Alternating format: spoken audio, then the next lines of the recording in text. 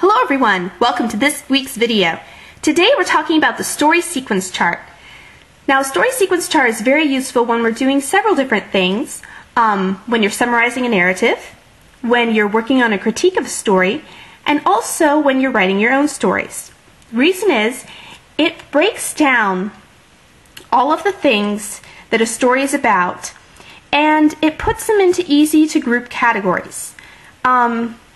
This is basically the bare bones of a story.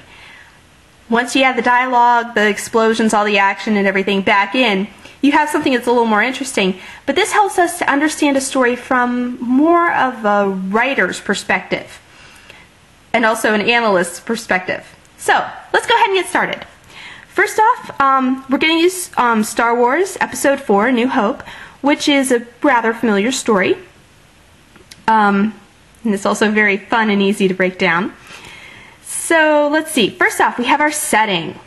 It's a long time ago in a galaxy far, far away. Knowing our setting of the story is very important because it tells us when the story happens and where. And without knowing those two things, we don't necessarily know what to expect. After all, if this story were to take place in, say, Narnia, it would be very different than it would be in outer space. If it took place during the Civil War, it would be even more different. So, it kind of gives us some expectations about what the story is going to be like. Now, next we're going to talk about our characters. Now, you'll notice I didn't use the term good guy or main character. Instead, we're going to use the word protagonist.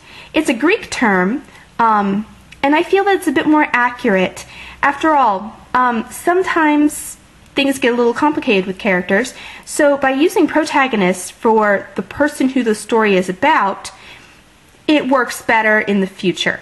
So, the protagonist of this story, the person who this story is about, is, of course, Luke Skywalker.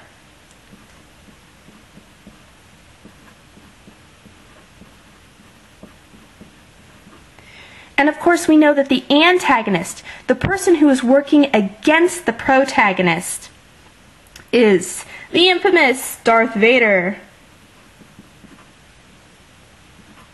Darth Vader. There we go. Alright, now these are the two characters who the story is basically about. It's basically the struggle between the protagonist and the antagonist. That's one of the ways that makes it easy to figure out who the protagonist is. Who's the one who the story is about, who has the problems? It's Luke. Alright, so moving on. We also have supporting characters. Now these are characters who are important to the story, but aren't the protagonist or antagonist. So, for example, in this story, we've got Ben Kenobi, R2-D2, C3PO, human-cyborg relations, of course, Han Solo,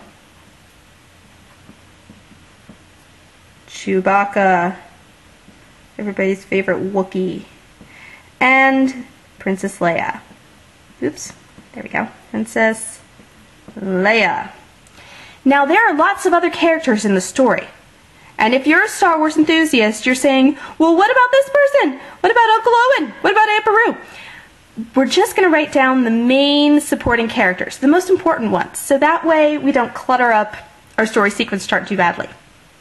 After all, if we wrote down every stormtrooper, they're just minor characters, so we don't necessarily need them in this list. Now, the next thing we're going to look at is the conflicts. What makes a story interesting is the conflict. If it were just a happy story and it was just Luke skipping around on Tatooine and being happy and the princess isn't captured, she and Darth Vader are having a tea party, it wouldn't be a very interesting story. So we need conflict. Alright, so our conflicts. We have Luke versus Darth Vader. After all, they don't fight as much in this one, but they will fight more in the other stories. Another one that we have with Darth Vader is Ben Kenobi versus Darth Vader. And if you remember, Ben doesn't make it out of that one very well. Let's see. We also have the rebels versus the Empire. Oops, Empire. There we go. And this is another important conflict that shapes what's going to happen in the story. Now, the next thing is the plot. The plot is basically, how do these conflicts play out in the story?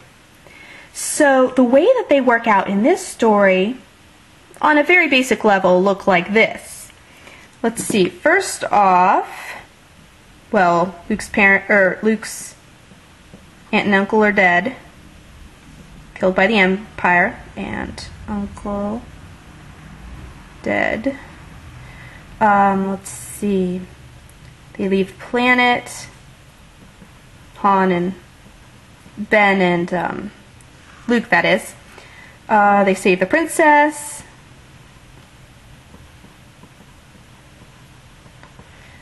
Then they... Oh, hold on. Ben versus Vader. And of course Vader wins that one. And then finally, they stop the Death Star. This is the plot in a nutshell. Pretty easy. Alright, now the next point is the climax. The climax is the point that the whole story comes to. All of the conflicts, all of the plot, it all builds up to this moment. And this is a moment between the protagonist, Luke Skywalker, and our antagonist. Now this moment comes when Luke is trying to blow up the Death Star after an unsuccessful attempt before, and Darth Vader is right on his tail in a TIE fighter and is trying to take him down. So let's go ahead and write that down. Luke trying to blow up Death Star.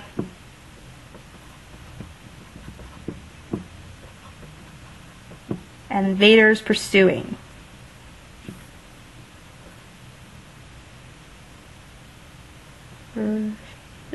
Pursuing. Alright, so when it comes to the climax, this is the most important moment. All of the rest of the story has been building up for this moment. Is Luke going to blow up the Death Star? Or is Vader going to take him out before it ever happens? That's the big question. And that is the big moment that the story has all built up to. So this is the biggest decision point. And the resolution is all about, how does this get resolved? What happens? Does Luke win? Does Vader win? Is it the Empire or the Rebels? And in this story, fortunately it's a happy ending, for Luke that is, and so the Rebels win. Yay! And it ends up with poor Vader tumbling out of control into space. Tumbles, into space. Sometimes it's very hard holding this paper down with one hand and writing with that same hand. The other thing we have is the award ceremony. Yay! Okay, so that's the resolution. What happens after the climax? Now the last thing that we have to write down are the themes. What is this story about? What is it trying to tell you? What's the moral of the story, basically? Well, for this story, in my opinion, at least when it comes to Luke's story, it's that regular people can be heroes. Regular people can be heroes. Now you may ask, why do I choose that? Well, the reason is because Luke starts off as a farmer. He just wants some adventure, but he's at home, he's a farmer, he just lives on Tatooine, and there's nothing special about him. But he ends up going from being just a moisture farmer to saving the Rebel Alliance and destroying the Death Star. That's a pretty big deal. So that is what I would say one of the themes of this story is. Now, of course, there are many other themes, but this is the one that I want to pull out for my paragraph or my analysis, whatever the situation is. So this is basically how a story sequence chart works. Of course, we're going to talk more specifically about it, but this is a quick example to help you understand the very basics of it and see how to fill it out. And of course, if you have any questions, let me know, and I will see you all in class.